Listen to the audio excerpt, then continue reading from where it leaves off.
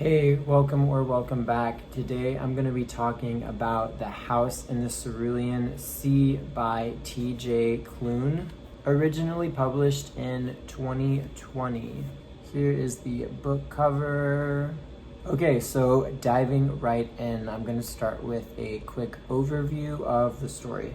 In a world where magical creatures live segregated from humanity, a caseworker named Linus travels to an island housing an orphanage for magical creatures. Tasked with reporting on the inhabitants of the island, Linus is soon sucked into the magic surrounding him and the colorful orphans making up a tight-knit family unit.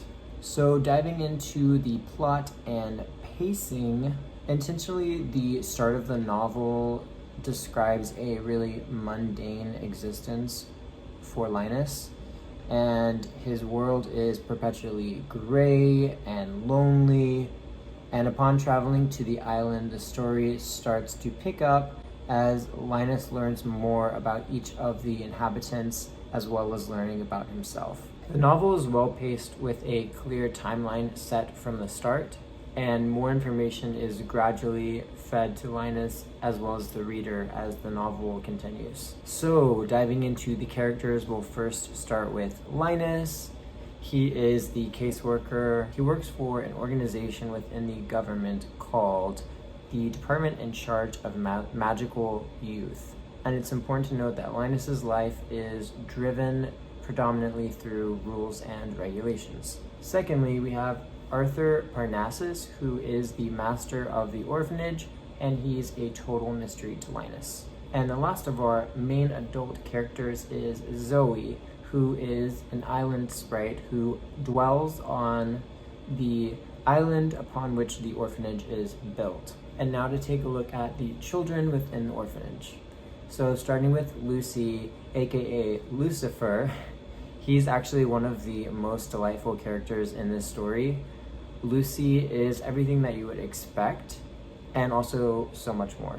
So he's actually a 6-year-old child in this story. He's already super powerful when we meet him, but he's working with Arthur as well as all the children in the orphanage to be able to completely control all the darkness and power inside him.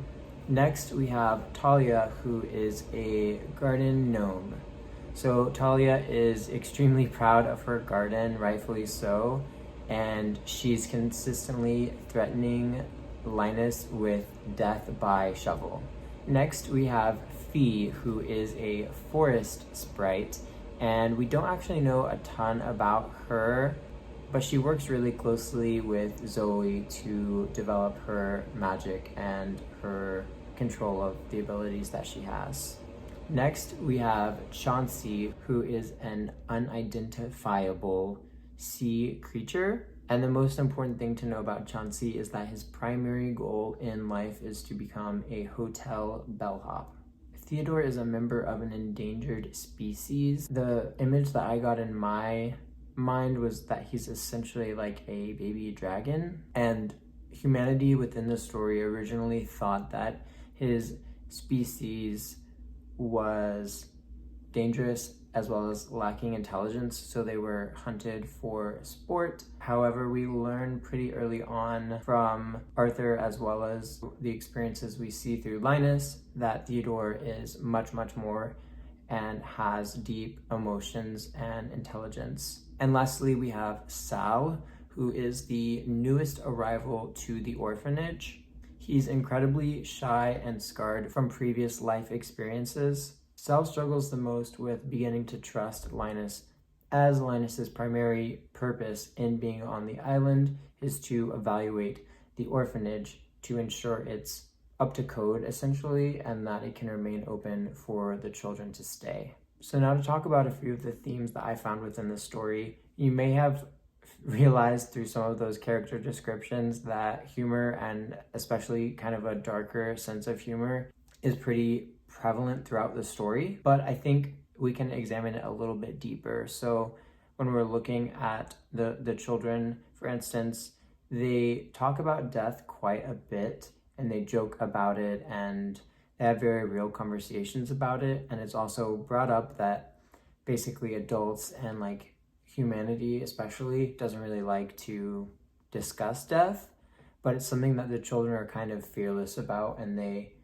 jump headfirst into discussing. While sometimes it might seem a little bit morbid and almost gleeful depending on the character that we're talking about, I think it brings up some really interesting questions and observations, especially the observations of a child versus the thinking of an adult. This conversation also plays a little bit deeper into when we look at the children, they're essentially labeled as monsters by society, and in a lot of ways they don't know how to respond other than responding in a way fitting to the roles people have expected of them for their entire existence. Secondly, we have the theme of color, but it's fairly obvious that we have this theme of raininess and gray versus the sunniness and all the colors that are associated with the island.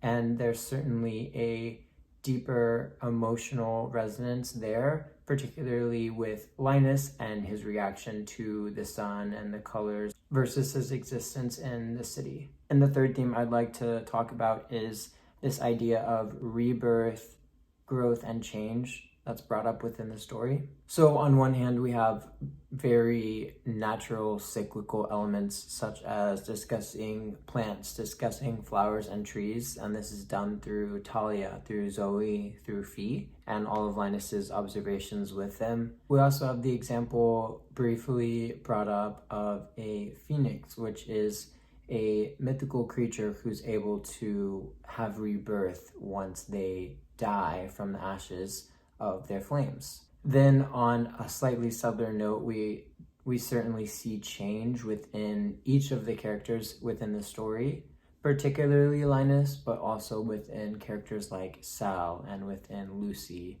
and Arthur and Zoe.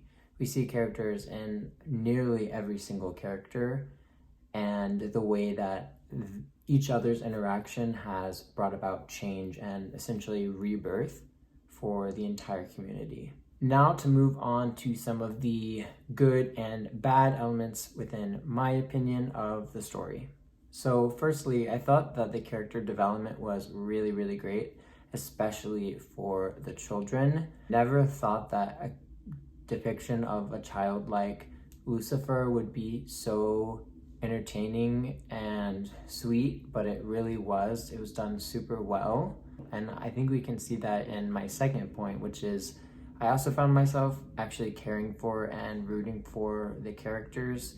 You really want them to be happy. You want nothing bad to happen to them and for them to achieve all of their dreams and just feel good. It's like a feel-good message. The only kind of bad point I had was this story can definitely be a little bit predictable. At times it was a little bit on the nose, and I think the author's points that they were trying to get across potentially came on a little bit preachy at times, but it never got to a place that it really hindered my enjoyment or reading experience. Going into my final thoughts, I really, really enjoyed the story. As I said, I found myself to be super invested, and I actually loved the resolution. I loved how it ended. If you're looking for a feel-good, light fantasy, humorous type of book, I definitely would recommend this one. Did you read this book? Did you like it? Did you hate it? I'd love to know your thoughts. Let me know if it sounds interesting and you think you might pick it up.